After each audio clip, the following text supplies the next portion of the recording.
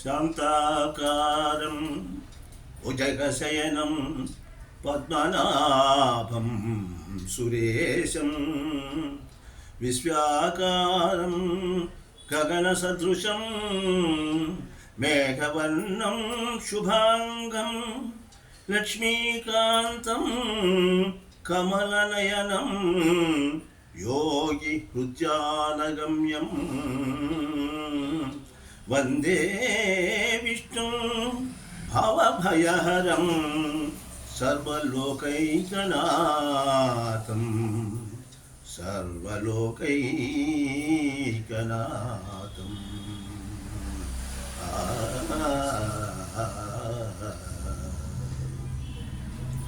ప్రేక్షక మహాశయులకు శ్రోత మహాశయులకు శుభాభివందనలు. ఈరోజు ఈ ఎపిసోడ్ నందు మనము వైకుంఠ ఏకాదశి గురించి తెలుసుకుందాము.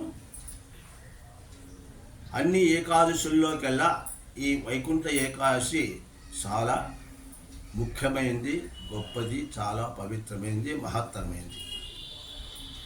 ప్రతి నెలలోనూ 2 ఏకాదశులు వస్తూ ఉంటాయి. ఒకటి శుక్లపక్షంలోను, రెండోది కృష్ణపక్షంలోను. ఈ విధంగా నెలలో 2 ఏకాదశులు ఏర్పడుతూ ఉంటాయి. ఈ ధనుర్మాసంలో వచ్చేటువంటి యొక్క ఈ ఏకాదశిని వైకుంఠ ఏకాదశిగా గ్రంథాల్లో తెలపబడింది అన్నమాట. ఇది చాలా పవిత్రమైనది. ఈ సంవత్సరము 30/12/2025 సంవత్సరం మంగళవారం రోజున ఈ యొక్క వైకుంఠ ఏకాదశి అనేది దేశమంతా ప్రజలందరూ కూడా ఎంతో భక్తి శ్రద్ధలతో ఆచరిస్తున్నారన్నమాట. ఇది అన్ని ఏకాదశుల్లోనూ చాలా గొప్పదని చెప్పినాము.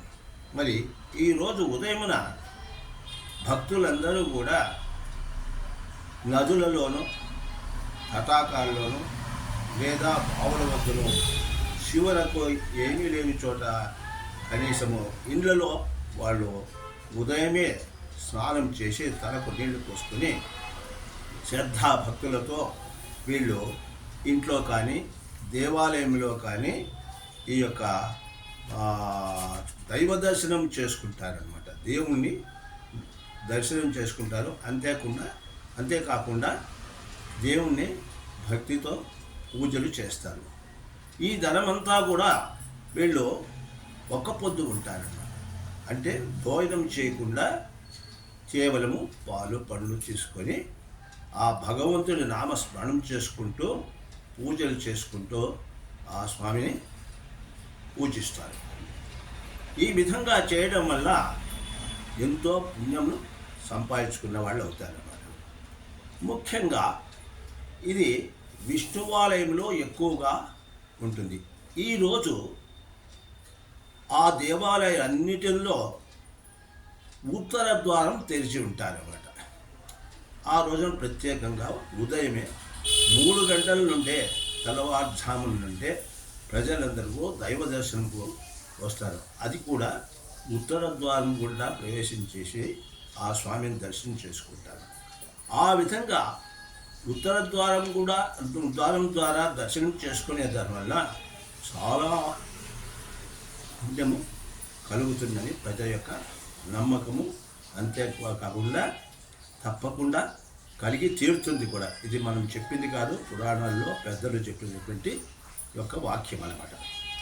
మరి ఈ ఉదయంన ప్రజలందరూ కూడా భజనలతో, తర్వాత పూజలతో, జపాలతోనూ ఆ స్వామిని సేవిస్తారు. ఇది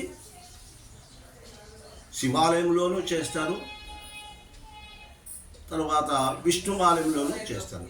ఇక్కడ ఆ స్వామికి భేదం అనేది లేదు. శివునికి విష్ణువుకు భేదం అనేది ఈ వైకుంఠ ఏకాదశి నాడు భేదం లేదు. శివాలయంలో అయితే అభిషేకాలు చేస్తూ వస్తారు. ఈ విష్ణువాలయంలో స్వామికి అభిషేకం చేసి ఎంతో అలంకరణ చేసి బాగా శ్రద్ధతో ఆ స్వామిని పూజిస్తారన్నమాట. ఈ ఉత్తర ద్వారం ద్వారా ప్రవేశించడం అనేది ఇది ఎంతో పుణ్యప్రదమైంది. కారణం ఏమంటే ఆ రోజున ఆ వైకుంఠ ఏకాదశి నాడు శ్రీమన్నారాయణ యొక్క వైకుంఠ ద్వారాలు తెరిచి ఉంచారు. ఆ స్వామి యొక్క కరుణార్ద్ర దృష్టి ఆ రోజు ఎవరైతే ఆ వైకుంఠ ద్వారం ద్వారా అంటే ఆ యొక్క ఉత్తర ద్వారం ద్వారా దర్శనం చేస్తారో వాళ్ళందరికీ కూడా ఆ స్వామి యొక్క అనుగ్రహం తప్పక కలుగుతుంది. అంతేకాకుండా కేవలం ద్వారం ద్వారా ప్రవేశించే వాళ్ళకే కాకుండా పూజలు చేసే వాళ్ళకు కూడా, జపాలు చేసే వాళ్ళకు కూడా ఆ యొక్క స్వామి యొక్క సంపూర్ణ అనుగ్రహ కటాక్షాలు తప్పక కలుగుతాయి. కావున మనమందరం కూడా ఈ మంగళవారం నాడు అంటే 30వ తేదీ డిసెంబర్ 30వ తేదీ ఈ సంవత్సరము లక్షణంగా ఉదయమే లేచి స్నానాలు చేసుకొని ఆ స్వామి మీకు అనుకూలంగా ఎక్కడ దేవాలయం ఉంటుందో ఆ దేవాలయం ఉత్తర ద్వారం ఏ వైపు ముందు ఎక్కడ ఉందో ఆ దేవాలయంలో మీరు ఉదయమే ప్రవేశించి ఆ స్వామి యొక్క దర్శనం చేసుకొని ఆయన యొక్క అనుగ్రహానికి పాత్రులు అవుతారని మరీ విశ్వసిస్తున్నాను. ఓం స్వస్తి.